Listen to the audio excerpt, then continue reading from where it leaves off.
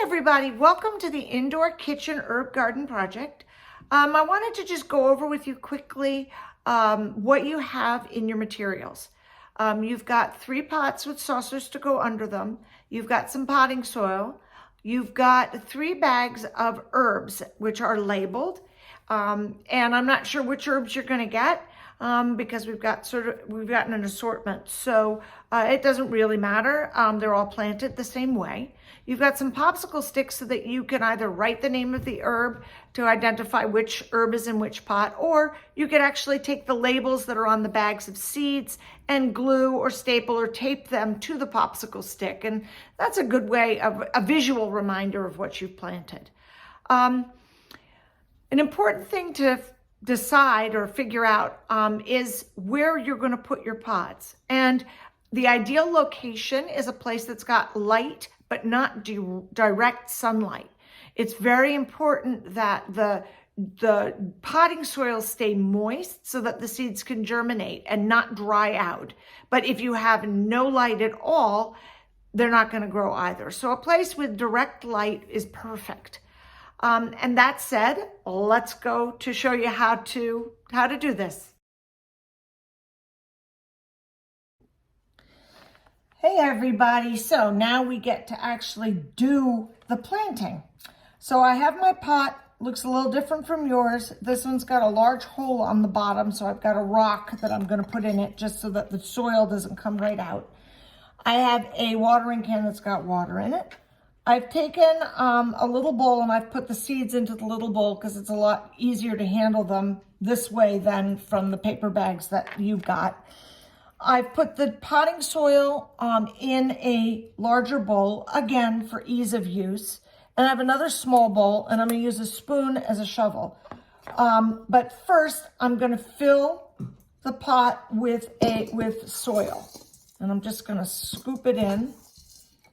I want to, pretty much fill it up. There. And I'm going to take it and put it in the other pot, or other bowl, I should say. And I'm going to wet it in here and mix it up. So this is my seed batter, as it were. You can pretend. And the reason I do this is the soil, when they ship it and they put it in those big bags, they really dry it out because that way it's lighter and it doesn't cost as much to ship. So I want to make sure that it's all damp all the way through before I put it in the pot.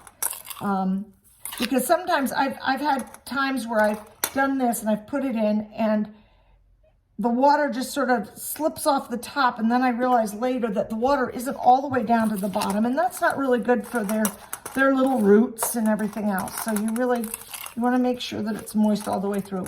The other thing is take a look at the difference in color between the dry soil and the wet soil. Wet soil is darker, and that's a good observation to make so that you know when your soil is getting to be too dry. So then I'm just going to, whoop, I forgot my rock. Oh dear. Okay, let me put the rock in there. And then I'm just going to scoop this in almost to the top. And sort of pat it in there. Not super hard, but just very lightly. And don't worry about those bigger chunks of stuff. That's all part of what potting soil's got in it. Just sort of make sure you get it in all the nooks and crannies. If you hear it crunching, that's one of my dogs chewing on a bone. Yeah, there. So I'm going to leave a little bit still in here. I'm actually going to take some of these big chunks out here just for coverage sake for the seeds. I'm going to take the seeds, I'm going to put them into my palm because, again, sprinkling them is hard, plus they're dark and you can't see where they've landed. So you can take them one at a time, or you can be a little more haphazard about it. It's up to you. I just want to space them out a little bit so that they come up separately. Ultimately, I only want to have maybe 2, possibly 3 plants per pot. Otherwise, they compete with each other too much. So there you've got it. I'm going to just put this on top and just sort of layer it on. I don't want a thick layer on top of the seeds But again, you can't really see it or measure it, so it's not an exact science here. You just want to have something to cover them that helps keep them damp. And despite my cutting board, I got it on the tablecloth. Oh well. Pat it down a little bit gently, and there you have it. So you want to keep it at about this level of moisture. So you have to pay attention, and you'll see quickly, depending on where you put it, how it'll dry, whether it'll dry out quickly or slowly. But this is why, at least until the plants germinate, I like using a spray bottle, which of course, oh, there we go. It's not going to work very well because I'm at an angle, but I like using that because it's a gentler way of watering, and it won't move the seeds around or the baby plants or anything. And that's what I like using that. If you want to, and I'm just showing you for demonstration because this is moist enough, is you can water it. But again, you want to be very gentle with it. So don't, see, that was almost a little too much. So just be careful with watering it. Another way of helping hold in the moisture, at least until they've germinated. You want to get rid of this the minute you start seeing some green, is to take some plastic wrap and lay it over the top.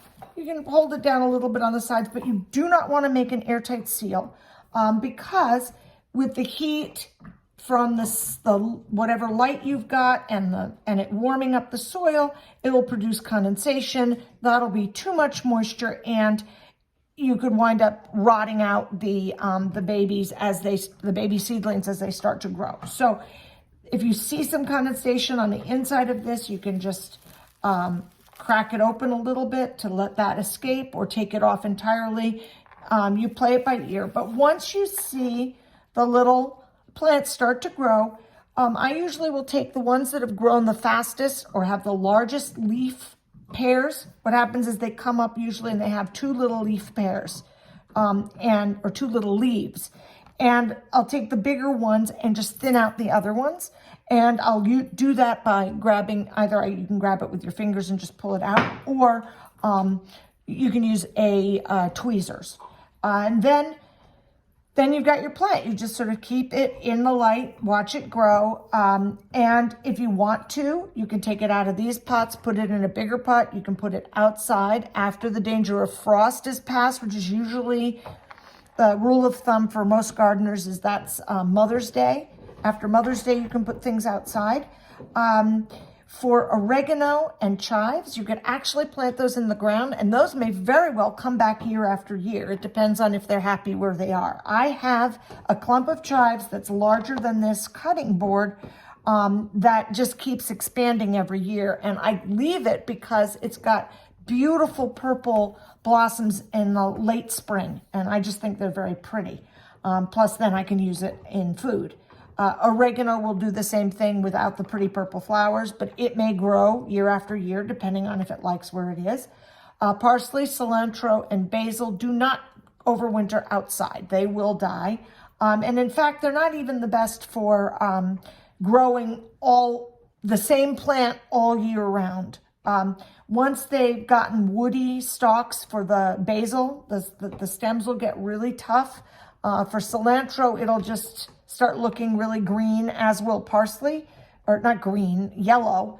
Then it's time to just get rid of it and start with new seeds. The other thing is during the winter, the light isn't quite right, so you may or may not have success over the winter. That's why we wanted to do this in the spring when you've got more light coming in, because the days are longer. So what I'd love to see are pictures of your plant's progress, and enjoy. I hope that they grow really well for you and that you have fun with it.